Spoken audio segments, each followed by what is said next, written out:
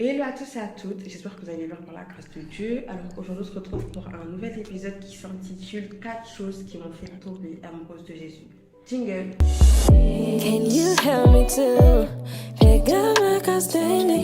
Cause I wanna be worthy but ain't feeling it. Alors j'espère que vous allez bien par la grâce de Dieu, que votre mois de février se passe bien, que votre Saint-Valentin s'est bien passé pour les personnes mariées. Marié. Marié, attention. C'est bon, c'est bon. Couple, ça n'existait pas.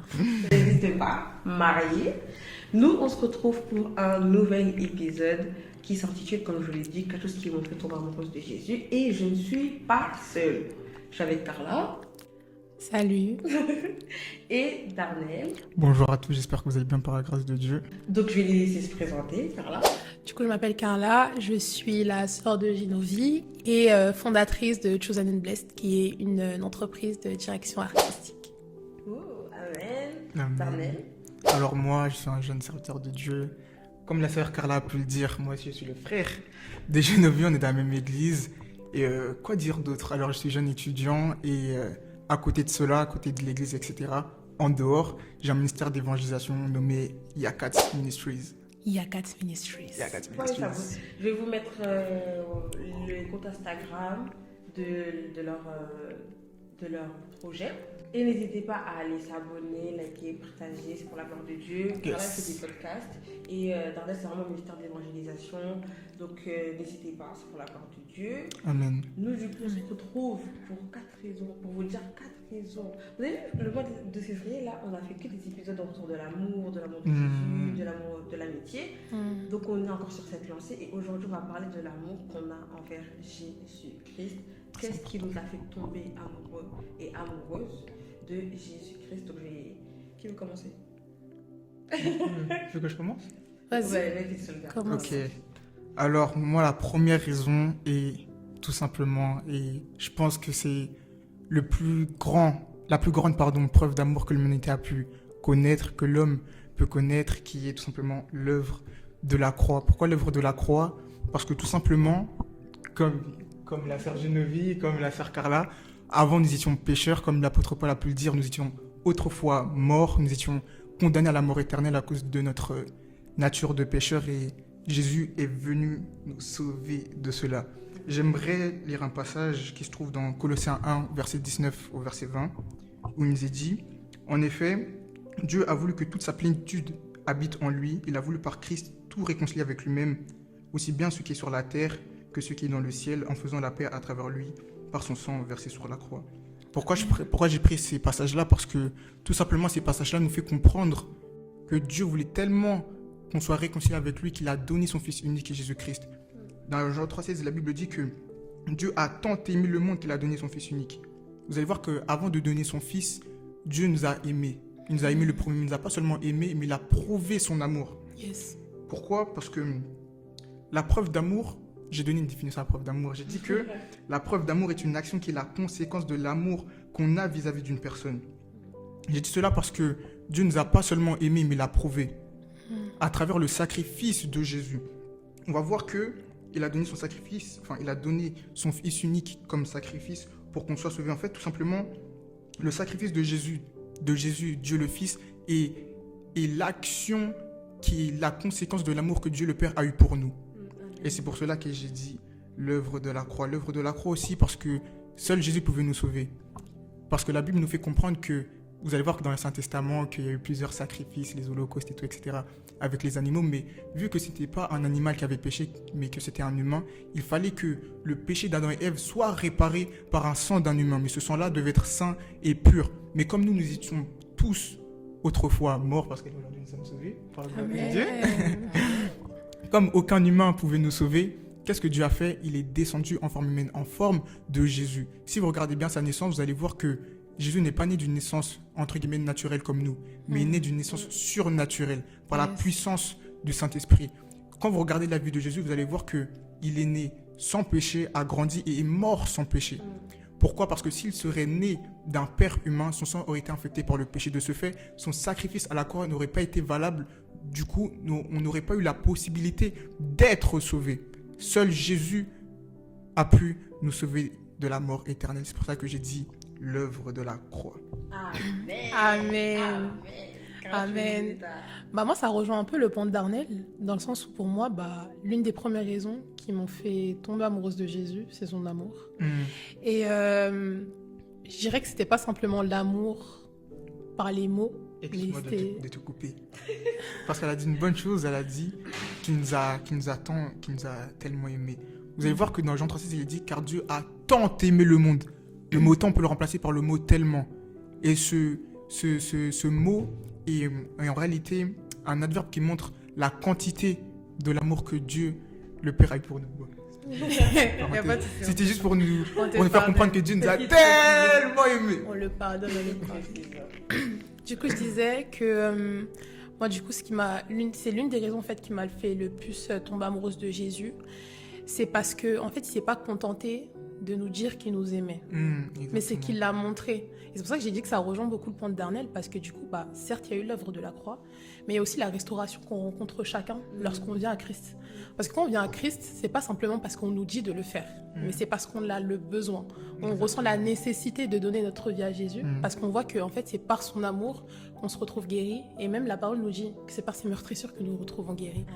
Et j'aimerais aussi prendre un passage en 1 Jean 3, verset 18, dans la version Bible du Semeur, qui nous dit « Mes enfants, que notre amour ne se limite pas à des discours et à de belles paroles, mais qui manifeste sa réalité par des actes. » Et ce que j'aime bien aussi avec l'amour de Christ, c'est que ça nous conduit, nous aussi, à pouvoir aimer en vérité, et pas juste par les mots, en fait. Parce que pour moi, les mots, ça peut être vérité, mais la démonstration de nos mots sont plus impactants que ce que nous pouvons dire.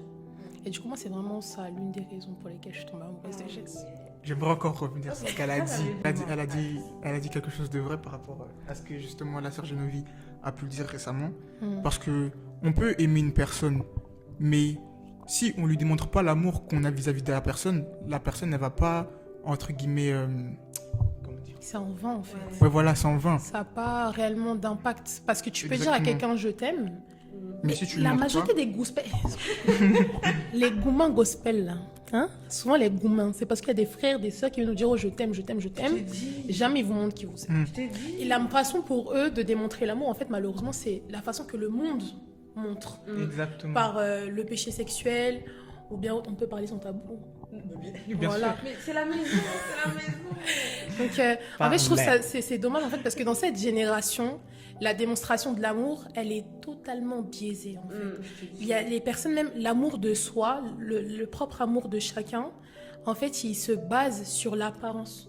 Et ça, c'est super dommage, parce que Christ, il nous dit de pouvoir aimer notre prochain comme nous-mêmes. Mais tu peux pas aimer quelqu'un comme tu aimes ton corps, tu vas aimer quelqu'un comme tu connais l'état de ton cœur, en fait.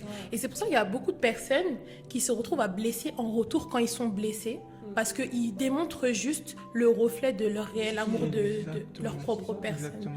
Et c'est donner à Jésus. Vous allez voir dans 1 Jean 3, au verset 18, il est dit « Petit enfant, n'aimons pas en parole et avec la langue, mais en acte et avec vérité.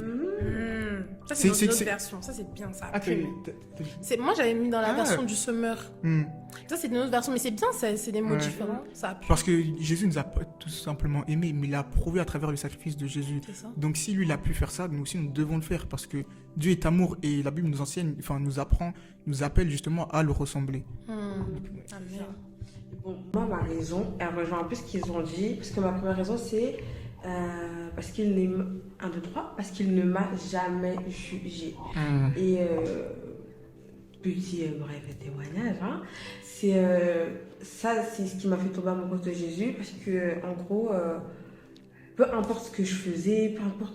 En fait, on m'avait beaucoup jugé à travers le harcèlement, et puis Dieu m'a pas juste dit je t'aime, et puis basta. Non, il m'a accepté, enfin, il m'a pas jugé. Et je suis venue avec mes péchés, je suis venue avec mes erreurs, je suis venue avec mon tempérament, mes défauts, et il m'a dit viens, je vais pas te juger, viens.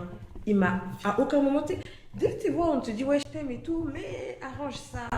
Ouais, mais moi j'aime pas quand tu fais, tu vois, on te dit que je t'aime, mais ce qu'on te fait ressentir, en fait, c'est un amour inconditionnel, ouais, voilà. sans condition. Ouais, voilà. Exactement. Il a regardé assis, bon vas-y, je l'accepte, hein, mais enfin, je l'aime, hein, mais vas-y, et quand tu fais ça, ça me saoule. Non, juste je t'aime. Et ça m'a... On m'avait trop jugé, et quand je l'ai vu, je l'ai rencontré, Je pensais même qu'il allait me juger parce que même moi, je comme ça me jugeait, du coup, vu qu'on me jugeait, j'ai commencé moi-même à me juger. Et quand j'ai vu que, il n'y a pas de... Non. Ah non. Non, Ah, non. D'accord. Non, ouais. Merci. Et du coup, c'est une des raisons qui m'ont fait tomber amoureuse de Jésus. J'aime beaucoup ce point, j'aime beaucoup ce point. Cette raison-là, elle est Ouais. Dieu, malgré tout, nous a toujours aimés. vraiment... Parce que moi-même, avant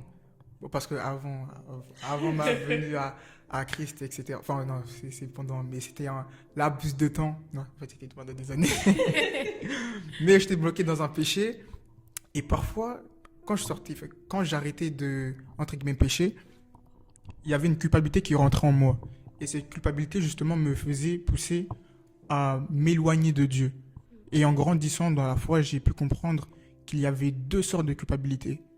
Il y a la culpabilité qui vient entre guillemets, du Saint-Esprit, c'est-à-dire que lorsqu'on pêche, le Saint-Esprit nous fait comprendre que nous avons péché. Ça, c'est le témoignage du Saint-Esprit qui habite en nous.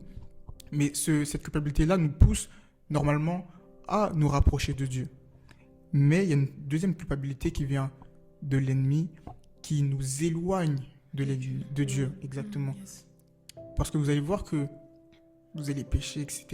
Dès que vous allez terminer, dès qu'il y aura cette culpabilité, vous allez vous dire « Ah, je me sens trop sale, etc. etc. » Alors que non, vous ne devez pas être comme Judas. Judas, lorsqu'il a renié Jésus, parce que Judas, lorsqu'il a renié Jésus, il y avait tellement une forte culpabilité en lui qu'il a poussé justement À sauter la vie. Ouais. exactement. Et moi, je dirais même, sans te couper, que en fait, le truc, c'est que quand on reste dans la culpabilité qui vient de l'ennemi, ça nous conduit à réellement porter une honte. Et c'est ça la vraie honte, en fait. La honte, c'est pas de sentir sale ou autre. La vraie honte, c'est de culpabiliser et pas revenir à Dieu. Parce que la Exactement. preuve même, pour rebondir sur l'exemple de Darnell, Judas, la culpabilité l'a conduit à se Ça sauter l'a la poussé, vie. exactement. Et puis, c'était tellement la honte que les gens ont nommé le champ où il s'est ôté la vie le champ du sang. En fait, l'endroit où il s'est ôté la vie a porté la dénomination de l'acte qu'il a porté sur lui-même à cause de la culpabilité. Ça, c'est vraiment là. Alors que Faut pas rester à terre. Alors que Pierre, même s'il avait renié Jésus, il est revenu à Dieu. C'est ça. Et c'est sur lui que Dieu a bâti son église. Yes. Alors qu'il avait renié Jésus, Jésus qui est Dieu fait chair. J'allais dire même, et je crois même que si Judas, au lieu de porter cette culpabilité, en fait de détourner cette culpabilité dans le mauvais sens, il aurait pu demander pardon. Ah, c'est vrai que ce que j'ai fait c'est grave. En vrai, sur l'instant c'était grave parce que il a trahi Jésus, mais sans ça en fait on serait pas là. Donc il aurait pu lui dire ok, ce que j'ai fait c'est pas bien, mais je me relève, je vais assister Jésus, les disciples, la mère de Jésus et tout. Ce que j'ai fait c'est pas bien, j'assume mon erreur. Et puis il se serait pas suicidé, il n'y aurait pas eu cette honte sur sa personne. Ouais. C'est Donc, triste. Dieu ne vous juge pas derrière l'écran là. C'est pas parce que t'as menti, tu t'es masturbé, t'as volé. Dieu ne te juge pas. Quand le pasteur apôtre Axel Lévy, il a dit venez. C'est comme ça que Dieu vous dit venez. Venez. Même si tu te sens sale comment, c'est même à ce moment-là qu'il faut bien. Venez avec des boucles d'oreilles, avec des tresses. Venez. Venez. Et nous donnons l'impression que l'évangile change d'abord le corps avant de changer le cœur. Ça veut dire que la personne ne rencontre même pas d'abord l'amour de Dieu, elle rencontre son jugement. Bien venir à Jésus. Et comme le pasteur Jonathan Gomela aime bien nous dire, il ne faut pas attendre d'être propre pour prendre une douche. C'est ça. C'est quand on est sale qu'on prend une douche. C'est non cela. Bah oui. Si on est tout le temps propre, ça sert à quoi de prendre la douche? Et puis Jésus après il est mort pourquoi?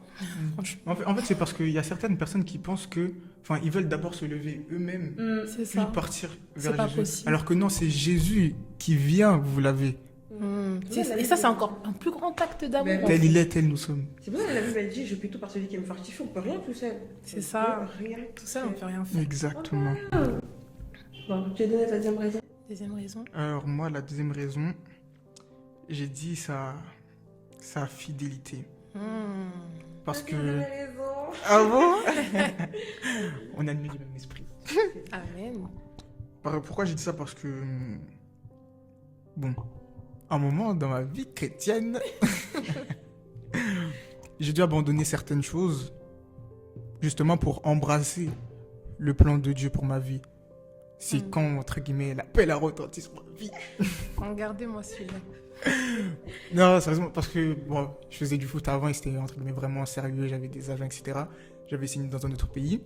Mais à ce moment-là, j'ai rencontré des problèmes. Pourquoi? Parce que justement, Dieu m'appelait à rester justement en France pour que je puisse embrasser le plan qu'il avait pour moi. Pourquoi je dis sa fidélité? Parce que j'ai dû renoncer à mes désirs pour faire la volonté de Dieu. Je dis sa fidélité parce que tout enfant a un rêve d'être footballeur, etc. En plus, j'étais vraiment à deux doigts. Donc, ça m'a un peu piqué. Et quand j'ai, entre guillemets, reçu l'appel de Dieu sur ma vie, etc., j'ai demandé à Dieu de voir des signes. De voir des signes qui attestaient le fait qu'il m'avait vraiment appelé. Et au fur et à mesure de toute l'année, des mois après ma décision du fait de rester, j'ai pu voir plusieurs signes. Bon, je vais pas dire ici. Hein. Mais j'ai vu des signes qui m'ont attesté sa fidélité, qu'il était vraiment là, que c'était lui qui m'avait appelé, non un homme. C'est pour ça que j'ai dit sa fidélité. Amen. Et dis-moi, frère Daniel, est-ce que tu peux nous dire quel genre de signe le Seigneur t'a montré? Parce qu'il y en a qui pensent que quand Dieu parle, il n'y a pas forcément de signe. Ou bien il faut attendre de voir faut attendre d'entendre la voix de Dieu clairement. Voir le ciel s'ouvrir et puis tu vois un nuage. Et puis, Mm. sachant Ok. qu'il faut d'abord noter que voir des signes de Dieu, c'est pas les mêmes signes pour tout le monde. Il y a des personnes, ça va être de façon claire. Mm. Il y a des personnes, ça va être de façon indirecte, donc par d'autres personnes. Mais il y a des personnes où ça va être direct, dans le sens ça va être une conviction intérieure. Mm. Toi, c'est quel genre de signe qui t'a Non, moi conduit à... c'était plus au niveau des songes, des visions, Mm. où Dieu me montrait justement qu'est-ce qu'il préparait pour moi, le plan qu'il voulait pour moi. Mais même quand je faisais les songes, etc. croyais La, pas. la sœur Carla, elle était moi parce que Et il était relou. j'ai fait plusieurs songes. Le Seigneur vraiment me parlait, Chaque fois, mais il me disait... je faisais des dénis. J'ai rêvé de ça, j'ai rêvé de ça. Je disais, mais Je c'est faisais clair des et tout. Il dénis. disait, non, Je faisais des dénis. c'est pas encore clair, il me faut une confirmation. Il me faut Je une faisais vraiment confirmation. des dénis. Faut pas faire ça. Et Ah puis, non, moi j'étais vraiment têtu. Parce que même le pasteur de mon église, Shalom prophète, il vient de là. Parce que même lui, lorsque j'ai dû abandonner le foot, c'est là que j'ai commencé à marcher avec lui. Il me faisait comprendre que la situation que je vivais, justement, n'était pas le plan de Dieu. Il me faisait comprendre que cette chose que je vivais, le fait d'avoir signé, etc., il me faisait comprendre que c'était pas le plan de Dieu. Moi, j'étais têtu, je me disais, non, on va continuer à prier. On va continuer à prier. Au final, je suis resté. Mais pour revenir à ce que la sœur Carla a pu dire, même au niveau des songes, moi, quand je les faisais, j'ai fait une sorte de déni. Mais après, j'ai pu voir des signes directs, des signes clairs. Par exemple, dans l'église Nouveau Souffle, où je suis responsable d'une cellule. Et ça a été justement un signe que le Seigneur m'avait vraiment appelé. Yes. Du coup, voilà. Et puis, moi, j'aimerais dire un truc par rapport aussi. Comme elle a dit, la sœur Carla a dit, les signes, c'est pas les mêmes pour tout le monde. Et j'aimerais pousser ce point-là en disant que les signes que Dieu vous donnera seront adaptés à l'intimité que vous aurez avec lui. Yes, c'est vrai. Plus tu connais Dieu, plus tu sais comment Dieu te parle. C'est comme, je crois que c'est le pasteur qui avait donné cet exemple-là. Oui, c'est notre prophète, c'est notre pasteur. Il avait dit dans une maison, quand quelqu'un me montre les escaliers ou marche, tu sais carrément reconnaître qui est-ce qui est en train de... Parce que tu connais la personne jusqu'à ce que tu connais la manière dont elle marche sans avoir vu. Et c'est pareil avec Dieu. Si tu ne connais pas comment Dieu te parle, il va te parler et puis tu vas... S'il ne savait pas que Dieu lui parlait à travers des rêves, il aurait juste pu dire non, c'est mon esprit ou c'est mon subconscient. Parce que j'ai pensé à ça. Non, si tu sais comment Dieu te parle, Dieu, il peut parler à quelqu'un à travers, comme elle l'a dit, à travers une personne. Mais si toi tu sais que Dieu me parle souvent à travers d'autres personnes ou à travers une prédication, tu vas savoir saisir le signe. Ouais, c'est vrai. Alors que si tu sais pas, toi tu vas attendre, je sais pas moi, un rêve, alors que Dieu t'a parlé 100 fois dans une prédication, t'entends le même message, quitte le travail, mais toi t'attends le rêve. Seigneur, ça fait 10 jours que... Mais tous les jours t'entends des prédications, on parle de quitte le travail. Vrai. Parce que tu ne connais pas l'intimité, enfin t'as pas d'intimité avec Dieu, du coup tu sais pas comment il te parle. Et puis même, ce point-là m'a... Enfin, en fait, c'était un bon point. Bon, au tout début, c'était vraiment un brisement, le fait d'abandonner le foot, C'est etc. toujours comme pour ça Dieu. avec Dieu, en vrai. Mais ça a cassé cette chose en moi qui me disait que je devais suivre ma volonté. Parce que regardez, dans Matthieu 16, au verset 24, Jésus dit à ses disciples, « Si quelqu'un veut être mon disciple, qu'il renonce à lui-même, qu'il se charge de sa croix et qu'il me suive. » Pardon. Il me dit ça car le fait d'obéir à une personne est un renoncement dans le sens où on renonce à faire notre volonté pour faire la volonté de Dieu. Oui. Parce qu'il faut savoir que lorsque nous acceptons Christ, notre vie ne nous appartient plus, mais lui appartient. Alléluia. C'est pour ça que l'apôtre Paul a pu dire, si je vis, ce n'est plus moi qui vis, mais c'est Christ qui vit en moi. Il a dit ça car il savait, il avait la révélation du fait que quand il avait accepté Christ, sa vie ne lui appartenait plus, mais appartenait à Dieu. Donc il ne devait pas vivre selon sa volonté, mais vivre selon la volonté de son maître, Jésus-Christ, car il était un de ses disciples. Amen. Amen. Gloire à Jésus. Merci Bishop, merci Bishop. Cara, tu as donné la deuxième raison. Bon, ma deuxième raison, c'est la grâce imméritée. Hmm. La grâce imméritée. Franchement, en fait, enfin, un petit témoignage, moi aussi. Fut un temps, avant d'avoir rencontré le Seigneur, j'étais... moi, je me plaisais dans le monde. Ah, ouais. Comme tout le monde, hein. Franchement, c'était une dinguerie. Je vivais une vie de débauche, vraiment. Bon, je buvais pas d'alcool et tout, mais ma satisfaction, je la trouve auprès des hommes, en fait. Et, excusez-moi. Et du coup, dans le monde, pour moi, ma conception du mérite, c'était basée sur mes actions à moi. Les œuvres. C'est-à-dire que on avait beau me dire que Jésus m'aimait, on avait beau me dire qu'il était mort à la croix pour moi, etc. Mais je voulais pas prendre ça en compte parce que je me disais, mais je mérite pas. Je mérite pas parce que je fais ça. Et puis même si je demande pardon aujourd'hui, je sais que demain, je vais recommencer. La preuve, même, il y avait une période... ok, Dieu m'a pardonné, donc c'est pas grave. Il y avait une période où tous les dimanches, j'allais à l'église.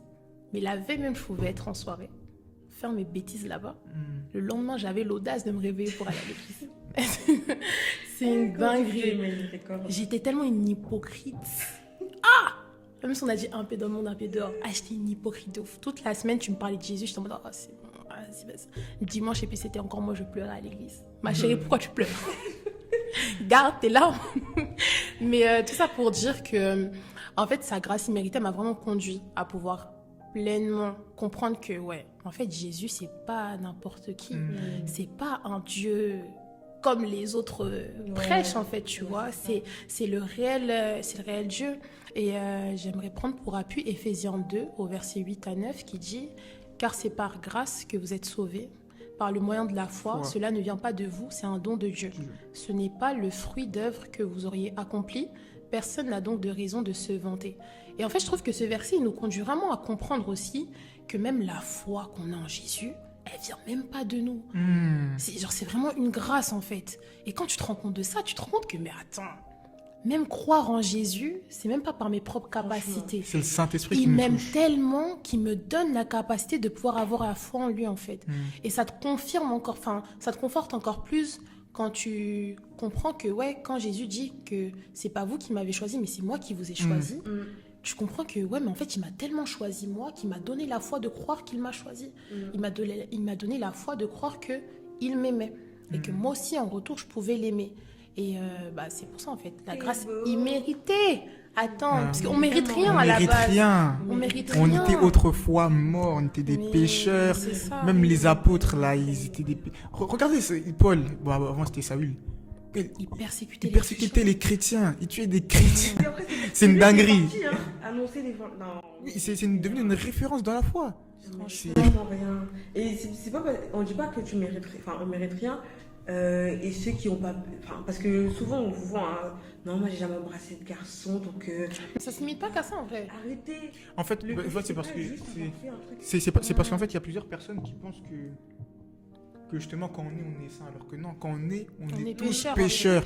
Pourquoi? Parce que nous sommes descendants d'Adam. Et en Adam, justement, se Il y a le trouvait péché. l'humanité. C'est-à-dire que lorsqu'il a péché, toute l'humanité, c'est-à-dire sa descendance, C'est retrouvé était à condamnée à la mort éternelle. C'est ça. Mais oui, le fait que tu ne mérites pas, c'est pas rattaché à un acte que tu as posé. C'est à cause de ta Dès nature. Que tu es né, c'est la nature que tu as. On a la nature adamique. Et c'est pour ça même qu'on est deux fois. C'est ça?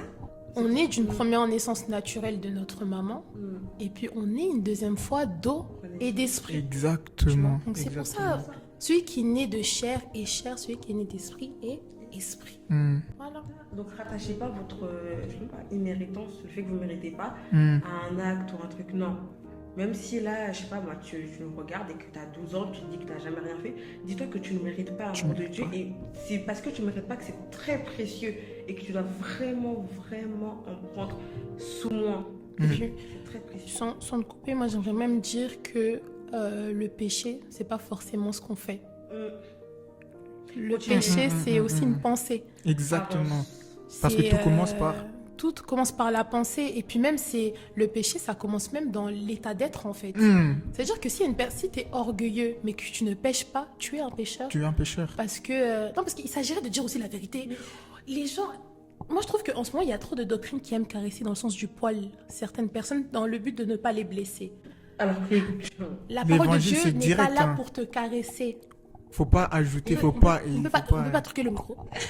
La parole de Dieu n'est pas là pour te caresser. C'est une épée à double tranchant. Ça veut dire que quand la parole est annoncée, soit elle te révèle la vérité, ça te fait mal, mais au moins tu as conscience de comment tu dois marcher.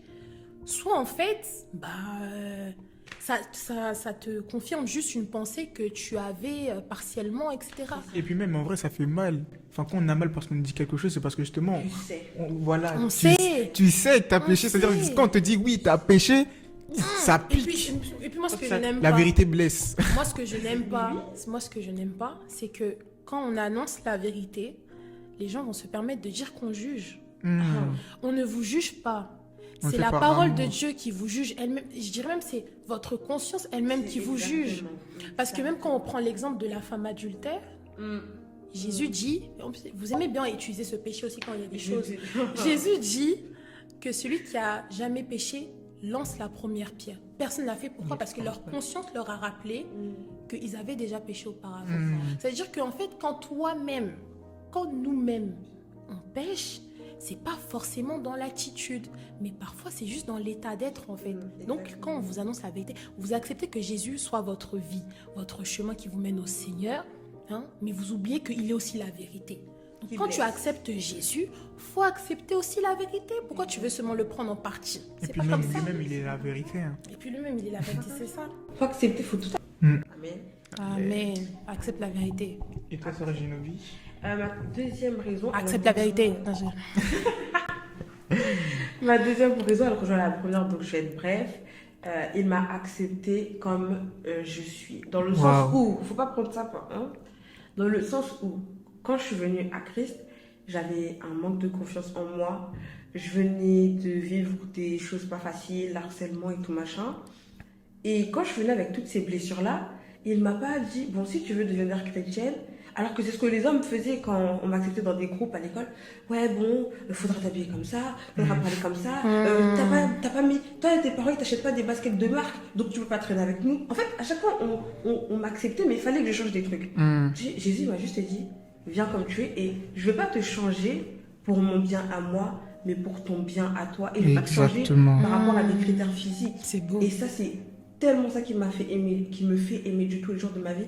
À aucun moment, il m'a regardé avec les yeux d'un homme. En fait, il ne me regardait pas par rapport au fait qu'un tel disait ça, un tel faisait ci. Il m'a accepté pour la personne que je suis et il m'aime pour la personne que je suis. Il regarde qui est Génovie pour lui. Et C'est ça, vrai. C'est tellement beau. C'est vrai. ça me... Ah, Jésus, je t'aime. Je te kiffe. Comme dit l'apôtre Douglas, je te kiffe. Je t'ai Mouah. Fais-le encore. Dis avec moi, je te kiffe. Non, ça me... En plus, ça m'a fait penser à un verset peut-être parce que je l'avais écrit. Romains 8, verset 39, je ne vais pas vous le lire, mais je vais vous paraphraser. En gros, le verset dit que ni les profondeurs, ni rien, en gros, ne pourra nous séparer de l'amour de Dieu. Il t'accepte comme tu es, viens comme tu es, et il ne va pas te changer pour toi, mais il va te changer pour que tu sois meilleur pour lui. Je ne sais pas comment expliquer. Mais... Pour que tu puisses être la meilleure version de toi-même. C'est ça. Il ne va pas te changer par rapport au fait qu'un tel a dit ça de toi, donc tu dois devenir comme ça, on va te calquer dans telle case. Non, il va te mettre dans ta case à toi. Et toi-même, tu vas commencer à te plaire, tu vas dire, ah, en fait, la vie que je vais faire avant, C'est goût, hein. Voilà. Non, c'est goût, ça, le bon goût. Du coup, Tornel. Troisième. La troisième, c'est sa miséricorde. Je vais lire une petite portion des Écritures, psaume 25 au verset 6 à 7, où il est dit « Éternel, souviens-toi de ta compassion et de ta bonté, car elles sont éternelles. Ne te souviens pas des fautes de ma jeunesse, de mes péchés. Souviens-toi de moi en fonction de ton amour, à cause de ta bonté éternelle. » Pourquoi je dis sa miséricorde? Parce qu'il a été aimant malgré les fautes que j'ai pu faire, malgré les péchés que j'ai pu faire. Parce que comme j'ai pu le dire tout à l'heure, lorsque je péchais, il y avait une culpabilité qui rentrait en moi. Et cette culpabilité me poussait à me dire que j'étais trop sale.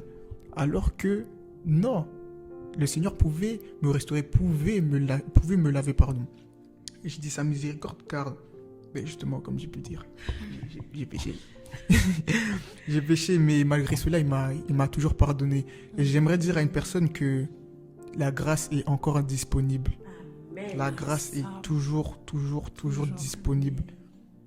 Dans la parole, il est dit 7 fois le juste tombe, mais il se relève. À la fin, il dit mais il se relève. C'est-à-dire que tu peux peut-être tomber dans n'importe quel péché, mais tu peux te relever. Amen. Mais tu peux te relever par qui? Par la force de Jésus. Yes. Car la Bible dit je puis tout par celui qui me fortifie.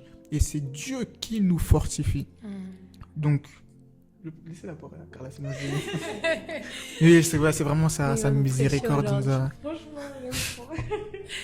Moi, ma troisième raison qui m'a fait tomber amoureuse de Jésus, c'est le chronos. C'est Intéressant. son temps, le kairos de Dieu. De Dieu.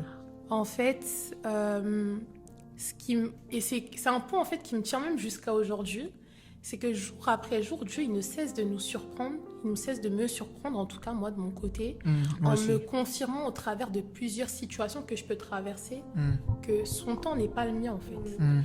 Et pour ça, je vais prendre un passage. Ecclésiaste 3, verset 1, qui dit « Il y a un temps pour tout et un moment pour toute chose sous le ciel. » Et ça, je l'avais dit pendant le temps des filles. Ouais.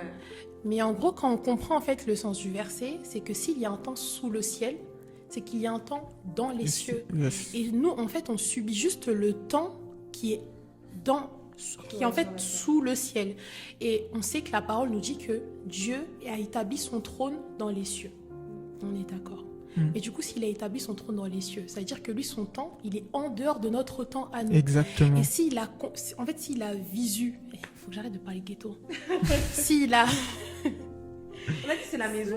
non, mais si le Seigneur, en fait, il a un aperçu sur le temps qui n'est pas le nôtre, c'est que son temps est parfait, son temps est agréable. Donc j'aimerais dire, ma chérie, mon cher, si tu n'as pas encore ton moitié, Sois patient. sois patient. Il y a un temps pour tout. Et au-delà de ça, et c'est quoi j'allais dire? Il y a un temps pour tout.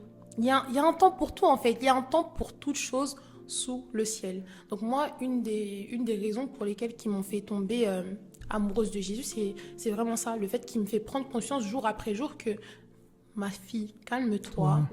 Ce n'est pas encore le moment. Mais tu vas voir que quand ça va venir, ça sera même au-dessus de tes attentes. Ça sera même au-dessus de ce que tu espérais. Et puis voilà. Ça m'a fait penser à un verset, Habakkuk, verset 2 à 3, il est dit, en effet, c'est encore une vision qui concerne un moment fixé. Elle part de la fin, ne mentira pas. Yes. Si elle tarde, attends-la, car elle s'accomplira certainement. C'est-à-dire que le Seigneur parfois peut nous faire des promesses qu'on ne voit pas maintenant. C'est pas parce que tu as reçu une prophétie qu'elle va s'accomplir maintenant. C'est ça. La prophétie peut s'accomplir même 10 ans après. Ça s'accomplira. Certainement. Mais ce qui nous tient à être attachés à cette promesse, à la prophétie qu'il y a sur notre vie, c'est la patience. C'est la patience, pas qu'on a, mais c'est la patience qu'on a envers Dieu. Yes. La patience de Dieu en nous. Parce que l'homme, parfois on est trop impatient. On est trop impatient. C'est pour ça que je dis que la patience de Dieu. Parce que lui-même, Dieu a été patient envers nous. Et jusqu'à maintenant, il est. Oui. Jusqu'à Parce- maintenant, il est parce qu'il retarde sa venue. Exactement. Parce que des fois, on pêche, mais il est patient. Quand on pêche, il est tout le temps là, il est patient, il est aimant envers nous. C'est pour ça que ça m'a beaucoup Moi, fait penser à ça. j'aimerais même dire, pour bondir une dernière fois, on laisser la parole à Génovie, c'est que, en fait, l'impatience, ça fait partie de la nature de l'homme, en vrai. Exactement. Ouais. Parce que même quand on regarde dans le livre des Galates, c'est la lettre ou le livre? C'est la lettre. Lettre, Ouais. lettre aux Galates. Je crois que c'est Pierre qui l'a écrit. Ouais, c'est Paul qui l'a écrit. c'est Aux lettre. Galates, ouais. Donc c'est lettre. Ouais, je crois que c'est Non, lettre. mais même tous les livres, on dit lettre. Bref. Ouais. Dans De toute façon, c'est un montage. dans le livre de Galates, dans le livre de Galates, l'apôtre Paul, il nous fait comprendre que les fruits de l'esprit, c'est l'amour. Donc ça veut dire que l'amour, c'est la première chose que l'esprit de Dieu fait naître, après qu'il puisse nous donner sa force. de pouvoir aimer. Ouais. Mais après ça, il nous dit qu'il y a la patience, la persévérance, la bénignité, la tempérance, etc., etc. Ça veut dire qu'en fait, tant qu'on n'a pas l'Esprit de Dieu en nous, ou qu'on n'est pas renouvelé ou né de nouveau en esprit, en fait, tant qu'on n'est pas renouvelé et transformé d'intelligence en esprit, on se rend compte qu'on ne peut pas bénéficier de la réelle patience que Dieu attend. Donc moi, c'est ça que je voulais dire. Et puis même, en vrai, l'amour qu'on a pour Dieu nous donne aussi de la patience. Du coup, il faut vraiment aussi être amour, demander à Dieu qu'il puisse nous remplir de son amour afin de manifester tous les fruits de l'esprit. Amen. Moi, par rapport au temps, je rajouterais juste un petit truc. Je dirais juste que le temps de Dieu, comme elle a dit, c'est vraiment le meilleur des temps. Il y a des choses où on est tellement impatient, comme elle a dit pour exemple, le mariage. Le jour où ça viendra, toi-même tu te diras. En plus, j'avais su un témoignage que c'était un couple, ils s'étaient mariés et 1 an, 2 ans, 3 ans, sans enfants. Ils ont commencé à demander à Dieu. On a suivi des instructions. Dieu leur avait dit préservez-vous jusqu'au mariage, sinon votre mariage annulé. Donc ils se sont préservés jusqu'au mariage et ils ont suivi l'instruction de Dieu, quoi. 3 ans sans enfants, ils commencent à demander à Dieu. Et ils cherchent. 4, 5 ans, c'est là où ils ont eu leur premier enfant. Après, Dieu les a bénis, deuxième enfant, et ils ont témoigné, ils ont dit, quand on regarde finalement notre chemin, on se rend compte que au moment où on a commencé à pleurer, là, les 3 ans d'année de mariage, on n'avait pas d'argent, on n'avait pas une maison à nous, et on dit même Dieu merci au final de ne pas nous avoir donné quand on a demandé au début. Et ça, on ne s'en rend pas compte dans l'instant T parce qu'on est comme des enfants. Ah, papa, donne-moi un bonbon, je fais des bonbons. Mais il est 19h en fait, c'est l'heure du dîner. Déjà. Les bonbons, c'est demain, à 16h30. Et on s'en rend pas compte parce qu'on est au moment de l'envie, au lieu de se dire, bon, moi j'ai envie de ça, mais est-ce que par rapport à la saison dans laquelle je suis, ça colle? Posez-vous cette question, il y aura beaucoup de choses que vous allez dire, Dieu merci, tu m'as pas donné. Très édifiant. Vous allez vraiment vous dire, en fait, heureusement, ça ne vient pas maintenant. Mais oui. Parce que quand vous regardez bien tout ce qui vous entoure, ce que vous attendez là, vous n'avez même pas les conditions qui feraient que la chose, elle doit arriver. Donc en vrai, de vrai... T'es impoli, tu veux chercher un mari, mais laisse l'enfant des gens là-bas. Et puis même, parfois, Dieu nous met pas dans, entre guillemets, dans la position, dans le poste où on veut, parce que justement, il attend qu'il y a certaines choses qu'on puisse manifester afin qu'on puisse être apte et avoir les compétences pour le poste qu'on veut. C'est gâté. Parce que moi-même, à un moment, c'était ça. Quand l'appel a commencé à venir, quand le Seigneur a commencé à me parler par rapport à ce qu'il voulait faire de moi, je voulais trop être pressé, mais en réalité, j'avais pas encore les capacités, les compétences requises pour ceux qui m'avaient appelé. Il y avait là, il y a vraiment un avant et un après dans ma vie. Il y a vraiment un ancien Darnel lorsqu'il avait reçu l'appel et l'après Darnel. Parce que justement, j'ai travaillé. Ouais, voilà, exactement. Amen. Yes, c'est pas fini. Et puis voilà. Voilà. Moi, ma troisième raison, c'est il m'a fait confiance. Ce que je dirais par rapport à ça, c'est qu'en fait, avec ce que je vous ai raconté là, harcèlement, il y a plein de petites choses et tout. Comme témoignage, il sera positif, vous comprendrez. Mais avec tout ça, j'avais tellement pas. Comment je me voyais quand je repense, je me dis, mais ce que je disais de moi, mais en fait, la perception seulement que j'avais de moi, mais même ça m'étonne aujourd'hui. Je me dis, mais à quel moment j'ai pu penser ça de moi, tellement c'était catastrophique. Ça, je pense que ça, c'est tout le monde. Hein. Je crois que c'est nous tous. Ouais, parce que moi-même avant, bon là, je sais pas, mais avant, j'étais quelqu'un de timide. Enfin, j'abuse timide. Ah bon? Ouais, non, mais c'est pour ça que j'ai dit j'abuse. Mais après, au fur et à mesure, je commence à être sociable, etc., être à l'aise. Mais ouais, avant. Ça, c'est la vision que tu as de toi qui fait que tu as d'une certaine manière. C'est pour ça qu'il faut vraiment parce que notre identité se trouve dans la parole. C'est ça. C'est pour ça qu'il faut vraiment lisez la Bible afin de connaître votre identité. Parce que par exemple, aujourd'hui, un chrétien ne peut pas dire qu'il est timide. Parce que la Bible nous dit que Dieu nous a donné un esprit de force et non de timidité. Il y a tout dans la Bible, c'est vrai. Exactement. Tout est là-bas. Tout. Jusqu'au petit détail. Tout.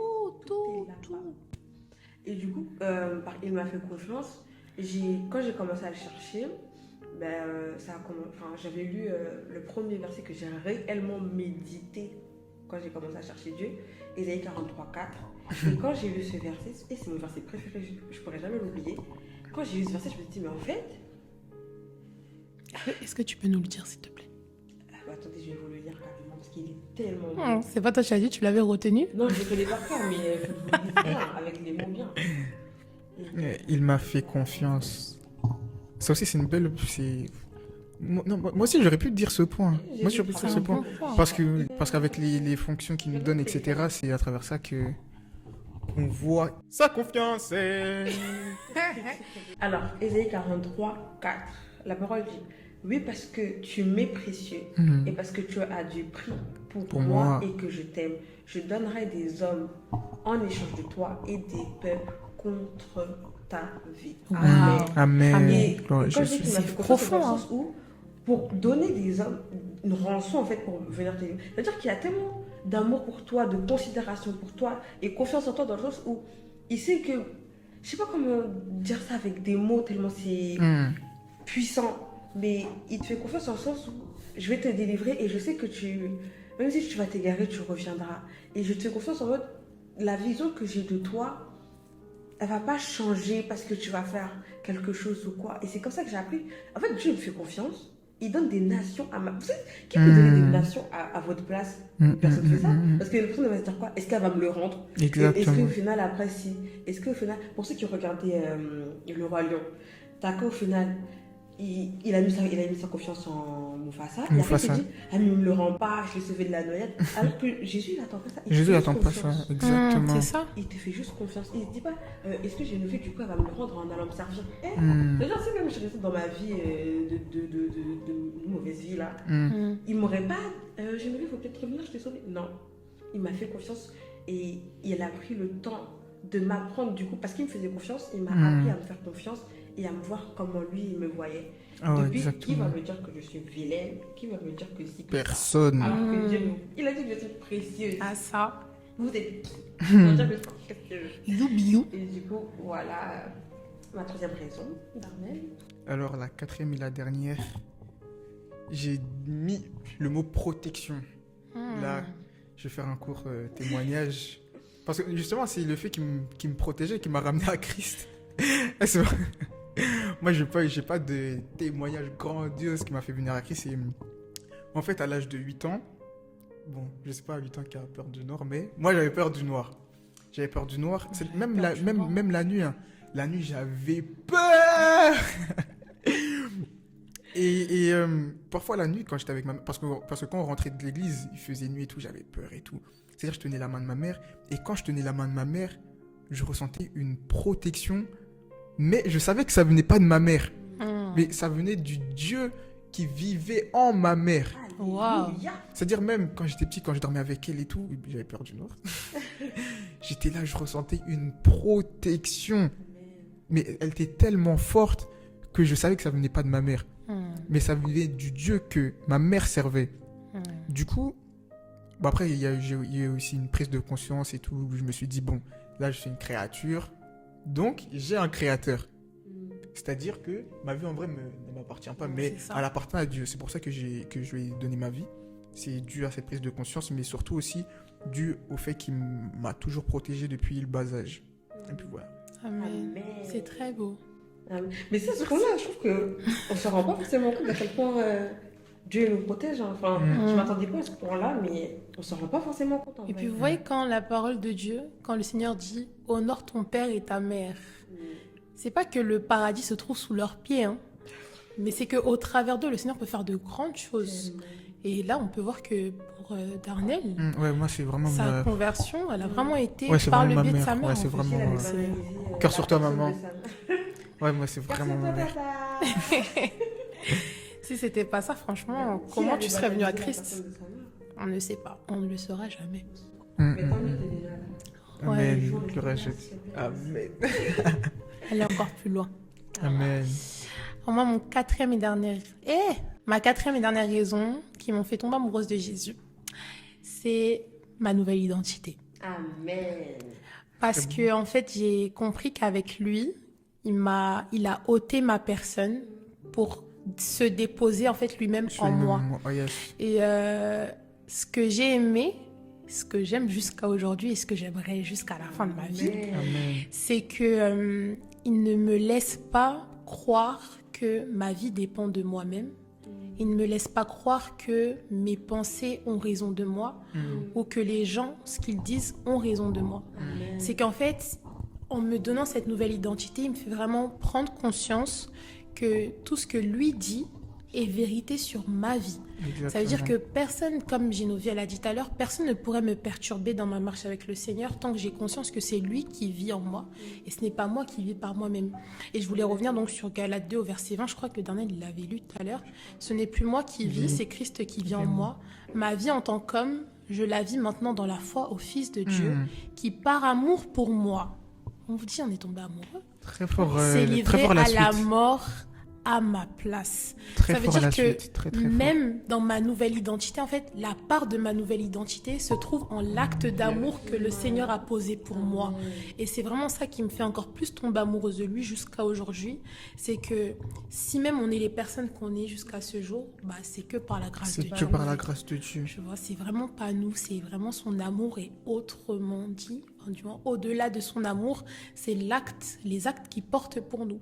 Le fait que même, au-delà du fait qu'il nous démontre qu'il nous aime qu'il nous a démontré qu'il nous aimait par l'œuvre de la croix, bah, chaque jour, il nous démontre qu'on est des personnes fortes parce que la timidité et la peur ne fait plus partie de notre De nous, personne. exactement. Vous voyez, même Courageux. quand tu as peur d'aller à un entretien d'embauche parce que tu te dis ah vas-y, il y a d'autres personnes aussi qui vont passer avant moi, qui vont passer après moi, il y a d'autres personnes qui sont passées avant moi. Tu pries en langue, boum. Même au-delà de ça, tu vas dans parce qu'il y en a qui pensent que la vie avec Christ c'est que dans le Nouveau Testament, alors qu'il est Dieu. Ça veut dire que même à l'Ancien oui. Testament, Le testament, il était déjà là.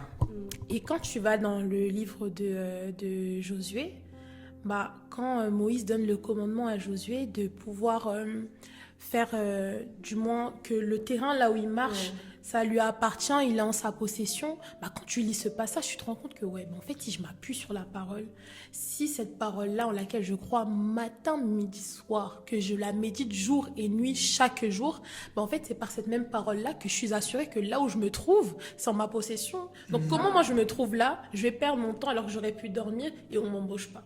Impossible. Vous voyez? Mais même, c'est des paroles que vous pouvez prendre même quand vous avez des visites médicales, que vous savez pas ce qui vous arrive, vous allez chez le médecin parce qu'il y a un truc qui est trop grave. Vous dites, bon, là, comme je me rends à l'hôpital, comme le prophète, il dit, il nous lève ses chaussures, il fait de la personne marche.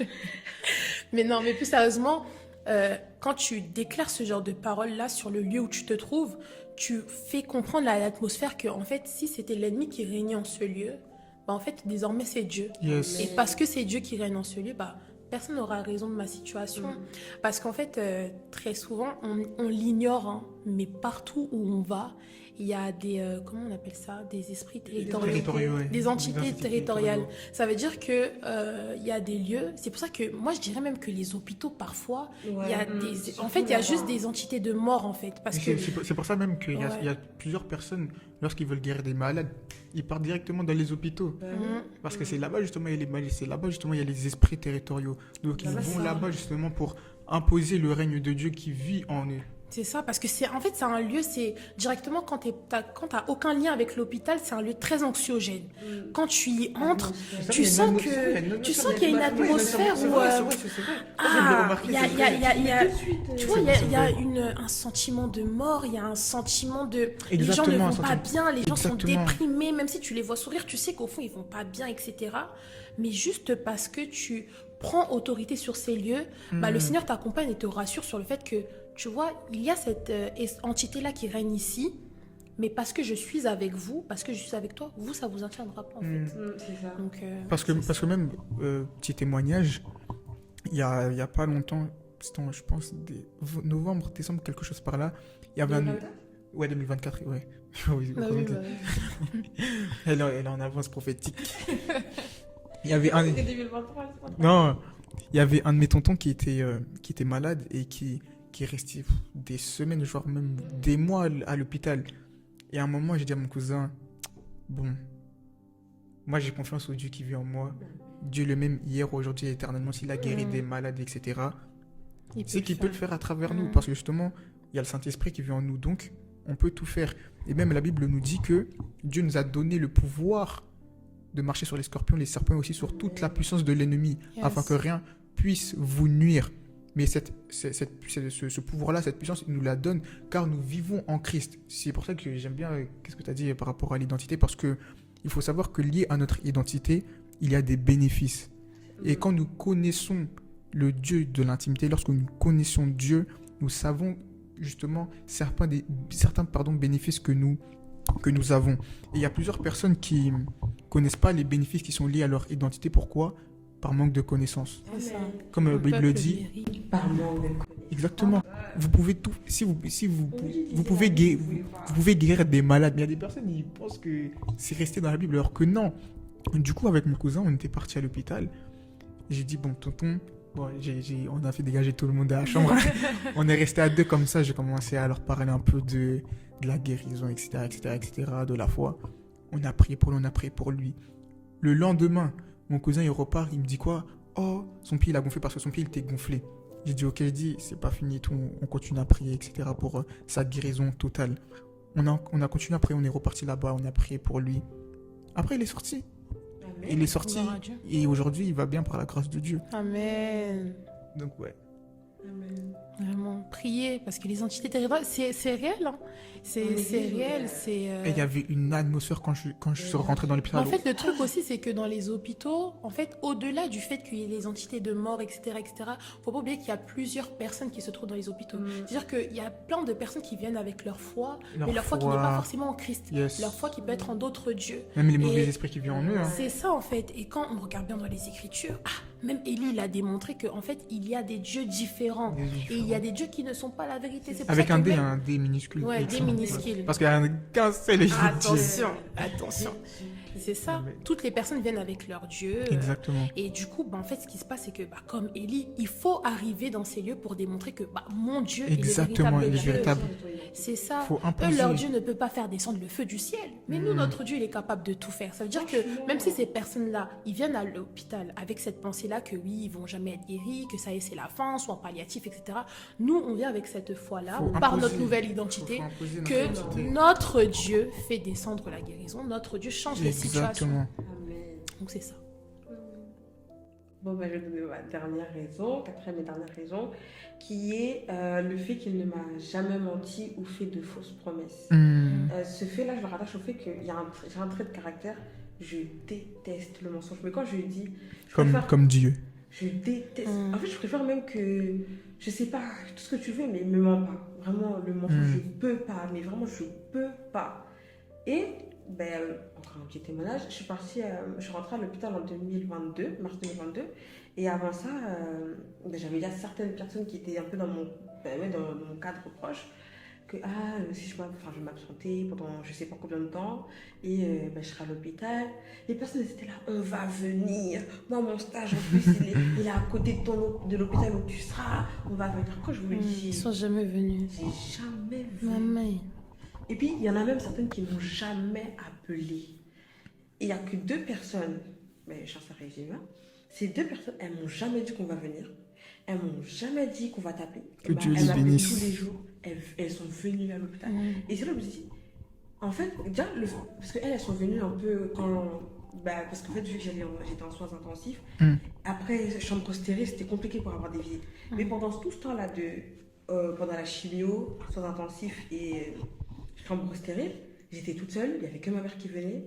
Bon, mon père, il venait, mais il n'y a pas beaucoup de conversation, mais c'était toute ma mère qui venait. Après, à un moment, elle ne pouvait plus dormir, donc elle venait 2 heures, elle devait repartir. Et je me suis retrouvée seule et je me suis dit parce que si j'ai fait ça à la greffe, c'est parce que Dieu m'a dit que j'allais être là.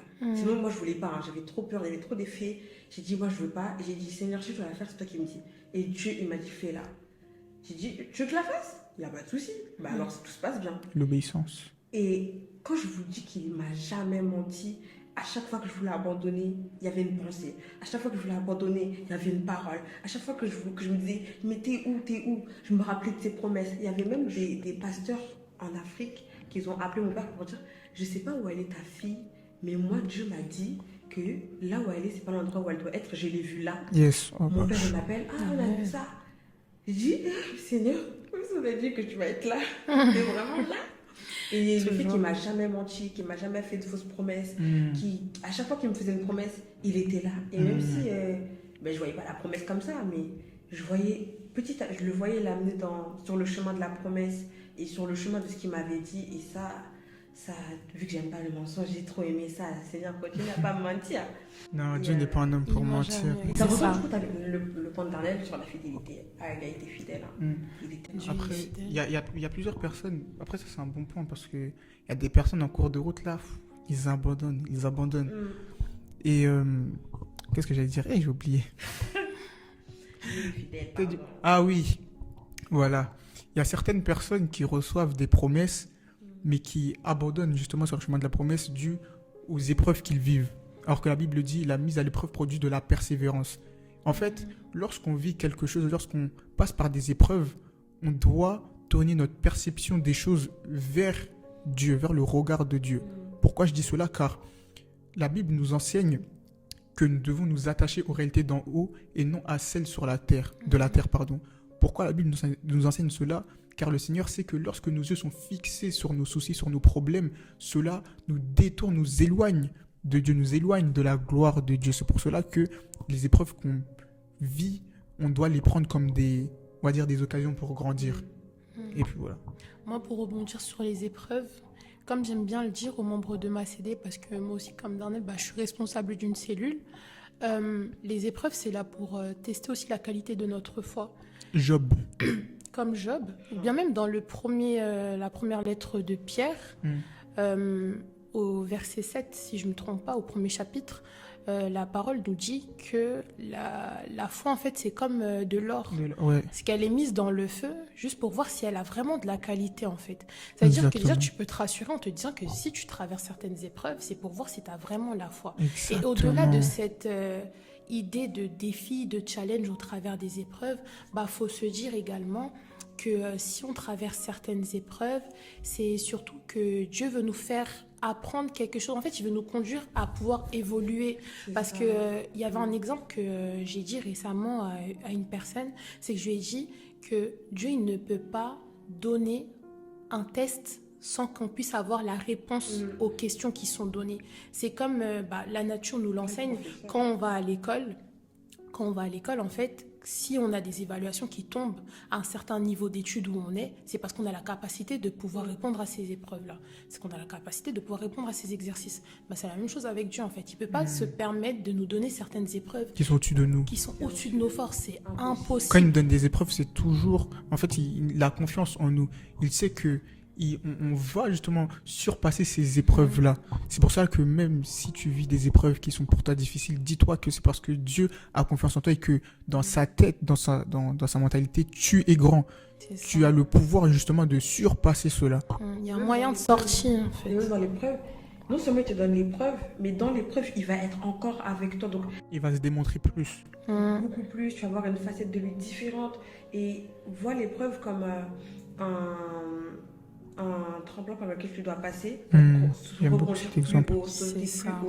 Et sans ça, sans les épreuves que Carla, moi ou Darnel, on aurait vécu, déjà, On n'aurait pas été Je serais pas là. Jésus. On serait pas là. Exactement. Moi, vraiment pas. L'épreuve du fait que je devais abandonner le foot là, c'est ça qui m'a C'est ça. fait devenir encore plus intime de Dieu. Si je serais pas passé par cela, je serais pas là à l'heure d'aujourd'hui. Avant, quand j'avais vécu cette épreuve là, j'étais en mode oh mais qu'est-ce que je vais faire de ma vie là, ma vie elle est foutue, etc. Mais j'ai surpassé cette épreuve et dû à ce surpassement là, j'ai pu voir la main de Dieu dans ma vie. Vous allez voir que Abraham, lorsqu'il a obéi à Dieu, lorsqu'il devait sacrifier son fils, vous allez voir qu'à la fin, Dieu lui dit qu'il va le bénir, qu'il l'a béni. Mais pourquoi il l'a béni? C'est parce qu'il avait justement obéi à Dieu. Et moi, c'était la même chose. Parce qu'en fait, le foot, c'était comme mon Isaac que je devais sacrifier. Et après, il s'est Dans tous les manifesté cas, dans ma même vie. pour les épreuves, de la même façon dont ça a commencé, c'est qu'il y aura une fin. Il y aura une fin. Tu peux pas commencer une épreuve sans qu'il y ait de fin. Job, il pensait qu'il allait Exactement. pas avoir de fin à la finalité. Il est resté attaché à Dieu malgré tout, même si des fois il avait des pensées erronées. Il est resté là à tout le temps parler à Dieu, même si Dieu ne lui répondait pas. Il lui parlait, jusqu'au moment où Dieu a multiplié même ce qu'il avait C'est avant. ça. Tout ça pour dire que tourne pas ton dos quand tu es dans les épreuves, s'il te plaît. Parce que c'est après l'épreuve que tu te rends compte. En fait, après l'épreuve, il y a un amour qui naît en toi pour Dieu. Wow. Totalement Regarde toujours la J'aurais jamais fidélité. aimé si j'étais pas passée. Regarde toujours la fidélité de Dieu. La manière dont j'aime Dieu aujourd'hui, si je n'étais pas passée par l'hôpital, par tout ça là, toutes les choses par lesquelles je passais, Je pense que même, tu sais, avant que tu donnes ta vie à Jésus, tu n'aurais jamais pu imaginer qu'un jour tu aimerais autant Jésus. Mais c'est ça. Après, je pense que le problème de l'homme aussi, c'est qu'il a cette incertitude-là vers l'inconnu. Ouais, C'est qu'il se dit, en fait, si C'est dans pour ça qu'il faut pas l'épreuve... jeter sa confiance en Dieu. C'est ça, en fait, il se dit, en fait, si dans l'épreuve, j'ai l'impression que Dieu n'est pas là, bah, je vais jamais sortir de là. Alors que dans le livre d'Ésaïe, qui est un livre très prophétique Yes. et messianique, bah, en fait, le Seigneur, il nous dit que est-ce que je ne t'ai pas montré ces choses nouvelles que je vais te donner? Il y aura un chemin dans le désert que je vais te créer, il y aura des fleuves que je vais faire surabonder dans la solitude. Tout ça pour dire que même quand tu penses qu'il y aura rien, qu'il y aura un désert, Dieu va toujours donner un chemin en fait. Faut être comme David. Lorsqu'il était devant Goliath, il savait qu'il allait gagner. Mm. Mais pourquoi? Parce que justement, dans le... j'ai oublié. C'est dans le quoi de son père? Chant. Ouais. Dans la bergerie. Dans la Voilà. bergerie. Quand vous regardez par exemple David, vous allez voir que devant Goliath, justement, il avait la certitude qu'il allait gagner. Mais pourquoi? Parce que dans le champ de son père, il avait déjà battu l'ours, etc. C'est pour ça que quand vous passez par des épreuves, regardez les épreuves que vous avez déjà été, ouais, exactement, vous avez déjà été victorieux par le passé. Regardez toujours la fidélité de Dieu qu'il a pu vous montrer, qu'il a pu se manifester à travers votre vie afin d'avoir cette certitude même dans l'épreuve. Et puis même l'exemple de David, lui-même a dit, quand je traverse la Yes, vallée de l'ombre, la il dit pas, mort. quand je reste dans la vallée de l'ombre, il dit, je traverse. Ça veut dire qu'il y a un moment où il est rentré, et il y a un moment où il va sortir. Donc crois pas que parce que... Même c'est dit de la mort. Mais oui, de la veille De de la la mort. mort. Crois pas que parce que tu traverses, tu restes. Non, C'est stagne ça. pas, justement, traverse, avance. Tu vois, par exemple, je sais pas, le fait que tes finances, c'est un peu moyen. Prophétise sur ta vie que mon Exactement. compte, là, c'est la dernière fois que je te vois en rouge. C'est la dernière fois que je passe un jour sans aller au travail parce que je trouve un travail. C'est Et ça. agis comme une personne qui... Lève-toi le matin. Après, si t'es là, tu te lèves à 15h, tu bouffes quelque Après, chose. après, si on regarde bien le psaume aussi, c'est parce qu'il est traversé dans l'ombre de la vallée de la mort qu'il a pu voir les endroits paisibles que Dieu lui a réservés. Mais quand même. oui. En fait, c'est pour ça, arrêtez de prendre seulement les versets. Prenez C'est- le c'est- chapitre. Parfois, il y a beaucoup de révélations qui découlent quand vous lisez en totalité la parole, parce que c'est beau de se reposer sur un verset. Mais il y a un plus grand Faut comprendre réconfort le que vous contexte pouvez aussi. obtenir Le en contexte. lisant le chapitre, le livre même. Entier. C'est ça. Parce que derrière chaque épreuve, chaque vallée de l'ombre de la mort que tu vas traverser, il y aura une gloire, une dimension. Exactement. Si tu veux, une fois le prophète il avait dit, je crois que c'était il y a un ou deux dimanches, plus tu vas dans tes études, plus les examens sont durs. Mais c'est parce que tu fais que d'avancer. Donc plus il y aura d'attente de ta part et c'est pareil avec Dieu. Plus il va falloir que tu abandonnes des choses, plus il va falloir qu'il y ait des épreuves et il y aura beaucoup plus d'attente sur toi de la part de Dieu. Il y a des choses que tu vas avoir, une dimension dans laquelle tu veux être. Pour arriver à cette dimension, c'est pas tu te lèves un bon matin. Ah non. Non, ça se travaille. Et pour cela, il faut que tu passes dans des épreuves et tout. Quand C'est tu ça. dis à Dieu, fortifie ma foi, pour fortifier ta foi, il faut qu'il éprouve. Donc, quand tu es éprouvé aussi, accepte. Parfois, même les épreuves que tu traverses, c'est dû à ce que tu as demandé. C'est ça. Et puis, Voilà. et puis même en réalité, enfin, ce qui est bien avec nous qui sommes chrétiens du Nouveau Testament, je vais dire, c'est que nous, on a la Bible. Et la Bible comment dire, est remplie de récits. Mais c'est des vrais récits, c'est des récits qui ont été vraiment vécus. Par exemple, lorsqu'on voit Shadrach, Meshach. et Abednego, merci mes sœurs, vous allez voir que quand ils sont rentrés dans le feu, ils sont sortis. Mais ça a vraiment été vécu. Parce qu'il y a certaines personnes qui pensent que la Bible, c'est une Des fable. histoires. Alors que ça a vraiment été réel. C'est-à-dire que vous qui passez par des épreuves, justement, regardez par exemple cet exemple-là. Malgré qu'ils soient rentrés dans le feu, ils sont sortis avec Dieu. Indemne. Indemnes. Incroyable. Parce que Il y ils a même un avaient confiance en quatrième Dieu. C'est dingue. Quand vous dites que t'es avec lui, il va pas te laisser dans le feu. Il vit en Ça, je pense que tu toi. pourras en faire un épisode, ça. Mais Il vit Parce que il vit les en épreuves, toi. c'est un truc très large. Hein. C'est un truc, il y a beaucoup de points. Et je pense que ça pourrait être un bon épisode que tu peux Parce que, faire. pour regarde, chaque la chose. Bible dit, oh. Peut-être vous avez été spoilé là, grave, fallait dire la télé. Non, mais c'est un bon sujet, c'est un très bon sujet. En plus, c'est très profond. Et en tout cas, l'amour qui sort que l'épreuve fait naître dans nos cœurs pour Jésus, c'est incroyable. parce que regardez dans Matthieu 28 au verset 20, bon, on connaît tous le verset 19 où il dit à l'effet de tous les des disciples. Bon, Ouais. verset mondial, hein, Vous allez voir au verset 20, à la fin, il est dit « Et moi, je suis avec vous tous les jours jusqu'à la fin du monde. » C'est-à-dire que même quand même si tu es en France, là, quand tu es en Océanie, en Afrique, là, je sais où, Dieu est avec toi, il t'accompagne tous les jours, même dans les épreuves, même dans les problèmes, les soucis que tu vis, il est avec toi, il te voit, il est omnipotent, omniscient, omniprésent, il est partout avec toi. En réalité, n'aie pas peur, on ne doit pas avoir peur, il y a Dieu qui est avec nous, qui vit en nous, donc pourquoi avoir peur? La Bible dit, si Dieu est pour nous, qui sera contre nous? C'est-à-dire que même l'épreuve que tu vis... Petite pub... Streamer à Dédé, là. Et elle est streamée, là. Moi, je vais terminer avec ça. Pardon. Cette belle pub. Non, mais c'est vrai, c'est vrai. Puis même dans l'évangile de Marc aussi, la Bible nous dit que les miracles et les prodiges les accompagneront. C'est-à-dire qu'au-delà du fait que tu vas annoncer, au-delà du fait que tu te trouves dans n'importe quel secteur d'activité, Dieu est d'impact, avec toi. pour pouvoir annoncer la parole, Dieu il est avec toi. Et tout ce qui est rattaché à sa gloire, en fait, te suit en fait, partout où tu vas. Donc, il n'y a pas d'exception. Il n'y a pas d'exception. Ouais. Et ben voilà. J'espère que l'épisode vous a plu, que l'épisode vous a édifié, que ça vous a fait du bien, que vous êtes sentis à la maison, que quand vous étiez avec nous et tout, nous on l'a fait de bon cœur pour la gloire de Dieu et pour vous édifier aussi. Merci en tout cas pour l'invitation. Merci pour l'invitation. Et puis, c'est très édifiant. On vous a dit, il y a 4 ministries.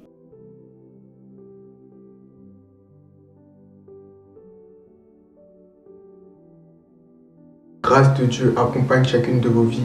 Alors après environ bientôt 1 an d'engagement dans cette belle mission. Chosen and blessed.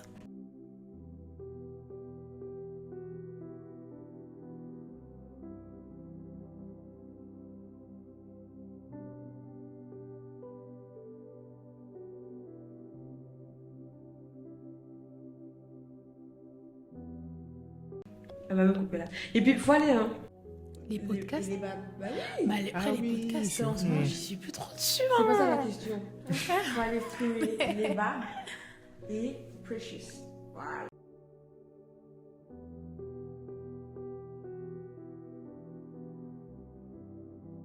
Tu ne sers à rien, personne ne t'aime.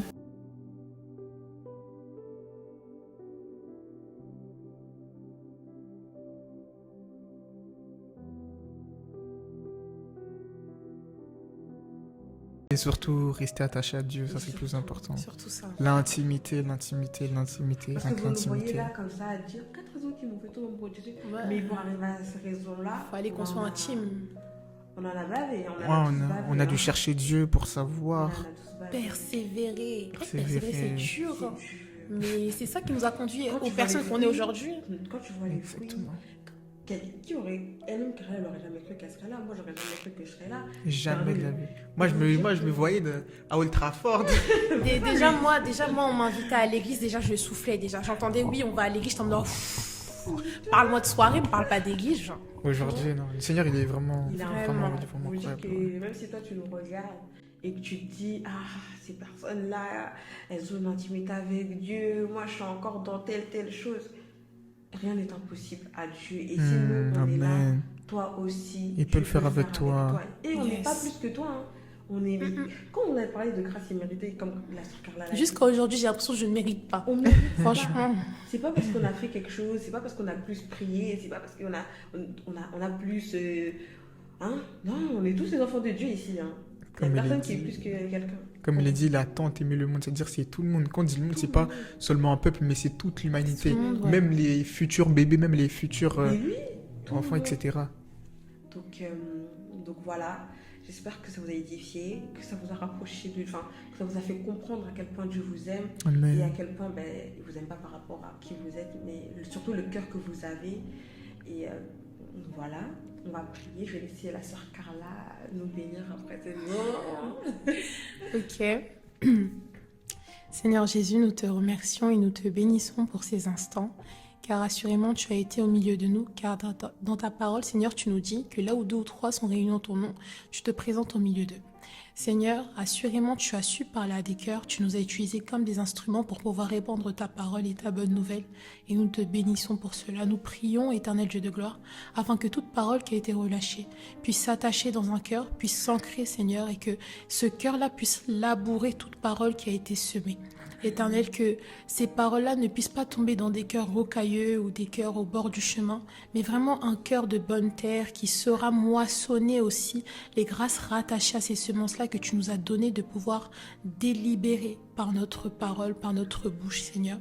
Je prie afin de te recommander chaque personne qui écoute ce podcast, qui le visionnera, et que tu puisses également, Seigneur, localiser cette personne-là afin de pouvoir lui accorder les grâces rattachées à sa vie. Dans le nom puissant de Jésus-Christ, ainsi j'ai prié. Amen.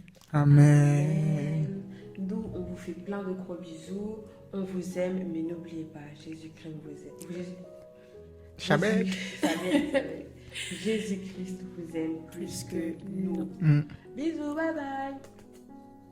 And I let it out to be faithful to you, 'cause I